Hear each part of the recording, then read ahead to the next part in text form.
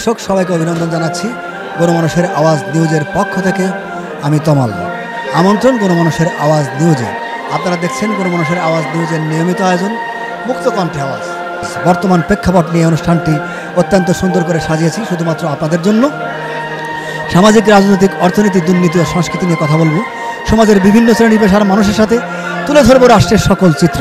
আমরা এসেছি আজ বাংলাদেশ চলচ্চিত্র শিল্পী সমিতি আয়োজিত ইফতার পার্টি। আমরা চেষ্টা করবো আপনাদেরকে বিভিন্ন শিল্পী কলাকুশলীর সাথে কথাবার্তা এবং বিভিন্ন কিছু তুলে ধরতে। আপনারা দেখতে থাকুন, আমরা আছি আপনাদের সাথে। আমি যেহেতু দাওয়াত দিচ্ছি, আমি হোস্ট। আমরা আমাদের দায়িত্ব হচ্ছে যারা গেস্ট আসবে তারা যাতে ইনশাল্লাহ শান্তিমতো বসে একটু পানি খাক, একটু ইফতার করুক, একটা দোয়া মাহফিলে মানে একসাথে দোয়া করুক, এইটাই চাই। তো একটু ডিসিপ্লিন যাতে হয় এইটাই, আর কিছু। কারণ রোজার আগে কিন্তু সব শয়তান মানুষকে না উত্তেজিত করে দেয়। এই জন্য আমরা মাথা ঠান্ডা করে চাচ্ছি সবাই সুন্দরভাবে। আমাদের আয়োজন তো অনেক বড়, প্রায় 1000-এর উপরে আমাদের লোক। তা আমরা ইনশাল্লাহ খুব ভালোভাবে হচ্ছে। তোমাদের সহযোগিতা আছে, তোমরা এই সহযোগিতা করো বাস।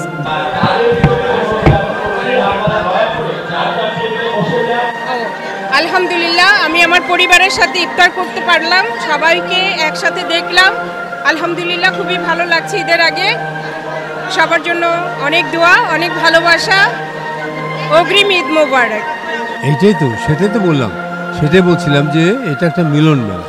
এটা ইফতার পার্টি না, এটা শিল্পী সংস্কৃতি অঞ্চলের যারা আমরা সবার সঙ্গে একটা মিলন মেলা বলতে পারি।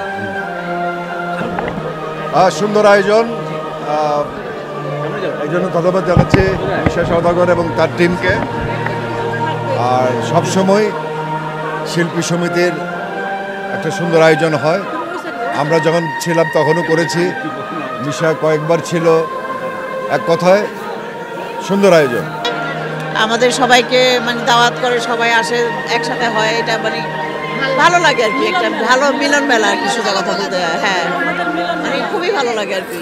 আসলে ইফতার পার্টি হলো আমাদের একটা আনন্দ, আমাদের মিলন মেলা। ইফতার তো বাসায় করে থাকি, এখানে আসার কারণটা হলো সবার সাথে দেখা, সবার সঙ্গে একত্রিত হওয়া এবং খুব মজা করা। ইফতার পার্টিটা আজকাল খুব মজা হয়েছে। চলচ্চিত্র প্রেমী বা চলচ্চিত্র সংশ্লিষ্ট যারা ছিল তারা আজকের প্রোগ্রামে ইনভাইটেড ছিল। সবাই এসেছে এবং সবাই খুব সাপোর্ট করেছে এবং আমাদের প্রোগ্রামটা নিয়ে সবাই সাধুবাদ করেছে। থ্যাংক ইউ সো মাচ, আমরা অনেক হ্যাপি। এটা তো বিশাল এক অনুভূতি, এটা তো বলে ব্যাখ্যা করার কোনো উপায় নাই। আমার অনুভূতিটা আমি সবাইকেই বলছিলাম যে আজকে আমাকে ইফতার মানে তো রোজা, মানে রোজার পরে আমরা ইফতার করি, মানে রোজার মাস। এরপরে হচ্ছিল আমাদের ঈদের মাস, ঈদের দিন, রোজার শেষ হল। আজকে আমাকে ঈদ মনে হচ্ছে। সবচেয়ে বেশি ভালো লাগছে আপনাদের সবাইকে একসাথে পেয়ে। আর দোয়া করবেন আমার জন্য, আমি যেন সুস্থ থাকতে পারি বাস। মৃত্যু তো সবারই আছে, আমি সবাই মানা করে এখন না, যত তাড়াতাড়ি যাব ততই ভালো। অনুভূতি আসলে বরাবরের মতোই এখন অনুভূতি ভালো, কারণ সবসময় আমাদের শিল্পী সমিতির ইফতার পার্টি মানে স্পেশাল কিছু। তো আজকেও তার ব্যতিক্রম হয়নি। যে আসলে আমাদের শিল্পী সমিতির পিকনিক এবং ইফতার দুটোই আমাদের খুব আনন্দের বিষয়। এই জন্যই যে আমরা সমস্ত সিনিয়র জুনিয়র শিল্পীদেরকে পাই, আমাদের খুব ভালো লাগে। দেখুন, আপনারা প্রথম থেকে এই অবধি দেখছেন আমার হাসি মাখা মুখখানা। তো কি মনে হয় আমরা একটা সাকসেসফুল ইফতার পার্টি সম্পূর্ণ করেছি? আমার অনুভূতি বিশাল। এই অনুভূতি এই ক্ষুদ্র কথায় প্রকাশ করা আসলে সম্ভব না। অনেক ভালো। প্রতি বছর আমি এই দিনটার জন্য ওয়েট করি, আসলে সবার সাথে দেখা হয়। আমার কাছে এটা মানে মিনি এফডিসি মনে হয়। খুব ভালো লাগছে। আর একটু খারাপ লাগছে যে আমি আসলে অঞ্জনা আপুকে খুব মিস করছি।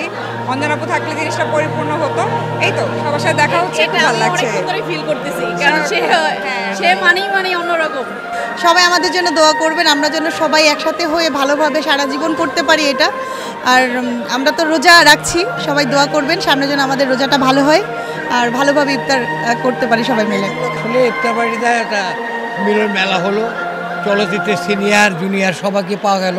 এবং আমি বর্তমান কমিটির কাছে কৃতজ্ঞ যে আমাদের মিলন মেলা করতে পেরেছে, এর জন্য ধন্যবাদ দিচ্ছি তাদের। এখানে অনেক সিনিয়র যারা বছরে হয়তো আমরা দেখার সুযোগ পাই না, আমরা যারা জুনিয়ররা আছি, বাট এরকম পিকনিক বা ইফতার পার্টি হলে আমাদের সেই সিনিয়রদের লিজেন্ডদের দেখার সৌভাগ্য হয়।